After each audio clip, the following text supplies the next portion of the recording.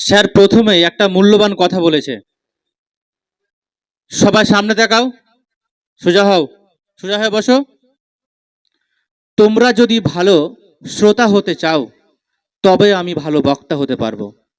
Sir এটার মধ্যে দিয়ে বলতে চেয়েছে এটাই, একটা বক্তা ডিপেন্ড করে শ্রোতার ওপরে। তোমরা যদি ভবিষ্যতে ভালো বক্তা হতে চাও তার আগে তোমাদেরকে ভালো শ্রোতা হতে হবে। যেভাবে শুনবে সেভাবে তোমার বলার ক্ষমতা বাড়বে। যাই হোক, কোরআন স্যারকে অসংখ্য ধন্যবাদ।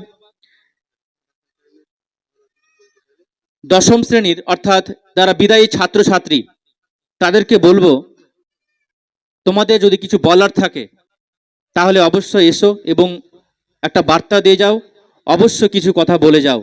বিদায়ী ছাত্রছাত্রীদের আমরা আশা করছি তারা কিছু অবশ্যই বলে যাবে।